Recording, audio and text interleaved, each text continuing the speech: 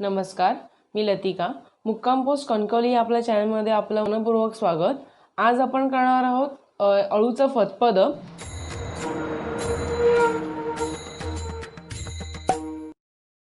तर त्याला आपण साहित्य बघूया. ही अळूची पानं ओळखायची कशी, तर अळूच्या वड्यांची पानं ही जाड असतात आणि अळूची पानं जे आपण फतफदं करतो त्याला काही लोक भाजी म्हणतात किंवा फतफदं म्हणतात, तर त्याला आपण ही पानं पातळ असतात. ठीक आहे, तर ही आपण अळूची पानं घेतलेली आहेत. ही देठं घेतलेली आहेत आपण, ही आपण सोलून घेतलेली आहेत. ह्याच्या जे आपण कडा आहे ते काढून घेतलेलं आहे असं व्यवस्थित. चवीला मीठ घेतलेलं आहे आपण. शेंगदाणे घेतलेले आहेत. काही लोक शेंगदाणे टाकतात, काही हरभरा टाकतात आणि कोकणात फणसाचे आपण गाठोड्या म्हणतो ते टाकतात. तर आपण आता शेंगदाणे इथे घेतलेले आहेत. तेल, 7 ते 8 पाकळ्या मी लसूण ठेचून घेतलेला आहे. 5 ते 6 मिरच्या घेतलेल्या आहेत उभ्या चिरून आणि कोकम. तर आता आपण सुरुवातीला अळू आणि हे देठं आपण उकडून घेणार आहोत. तर त्यासाठी आपल्याला अळू चिरून घ्यायचं आहे, अळूची पानं. पण अळूची पानं आणि जे भाजीचं अळू असतं म्हणजे आपण जे फतफदं म्हणतो ते खाजेरं असतं. त्याच्यामुळे जर तुमचं हे मी जास्त बारीक करणार नाही आहे, कारण जास्त हाताला येते. त्याच्यामुळे हे असं निवडून मी हे असे मोठेच ठेवलेले आहेत.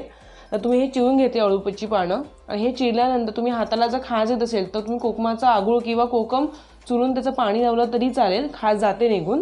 तर आता आपण हे चिरून घेऊया. तर चिरायची प्रोसेस बघूया. अळू चिरून घेतोय.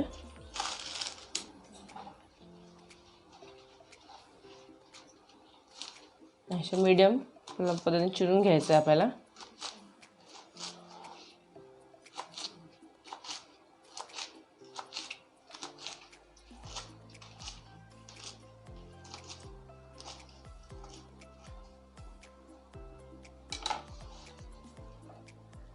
हे आधी मी चिरून ठेवलेले होते.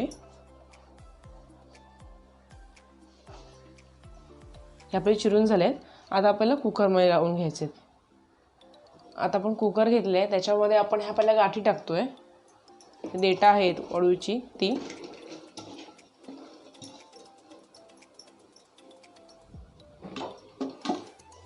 त्यानंतर आपण जे अळू चिरलेलं आहे, अळूची पानं ती आपण टाकणार आहोत.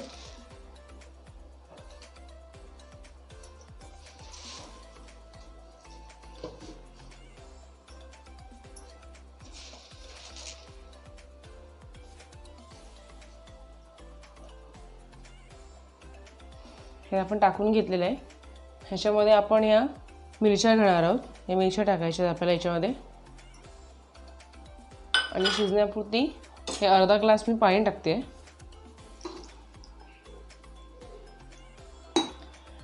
ह्याच्या पहिला 3 शिट्या काढून घ्यायच्या आहेत कुकरला.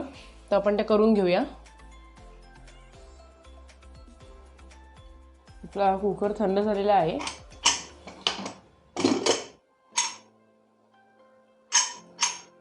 हे व्यवस्थित आपल्याला घोटून घ्यायचं आहे.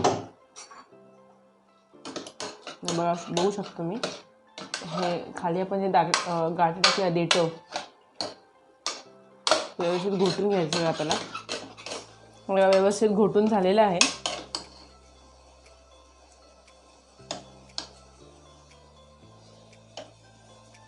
आता आपण तोप तापत ठेवलाय आपला. यात मी तेल टाकते. तेल थोडंच लागतं अळूचं फतफदं करताना. तेल टाकलेलं आहे. ते तापलं की आपण हे लसूण जे ठेचलेलं आहे ते टाकायचं आपल्याला.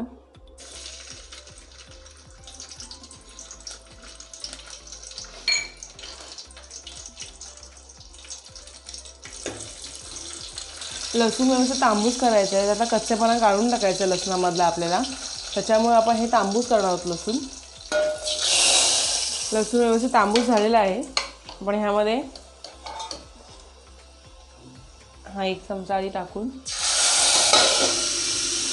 1 मिनिट ठेवणार आहोत. म्हणजे लसणाचा जो वास आहे तो बाहेर न पडता त्या अळूच्या फतफद्यामध्येच राहील. त्याच्यासाठी आपण झाकण ठेवणार 1 मिनिट.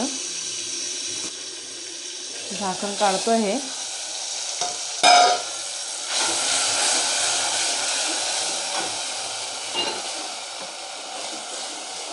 आता हे सगळं आपण ह्यात काढून घेतोय.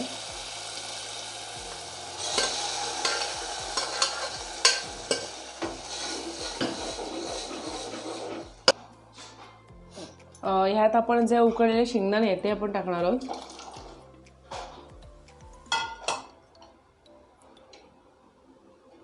5 ते 6 कोकम टाकणार आहे आपण.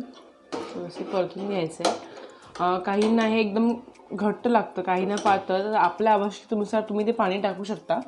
मी हा कुकर व्यवस्थित धुवून घेते.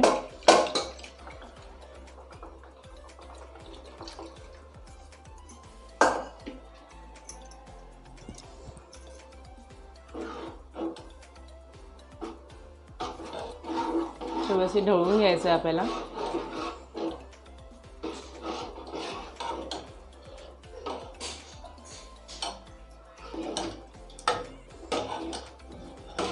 ह्यात मी थोडं पाणी टाकते.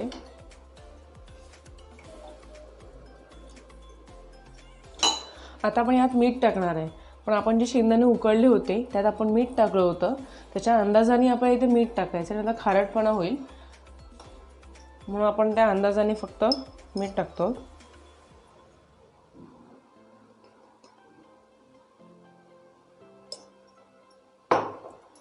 व्यवस्थित ढवळून घ्यायचं.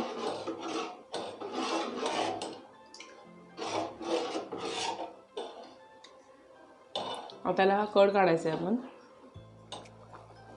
छान कड आलेला आहे मस्त. वास पण एकदम अफलातून येतोय छान.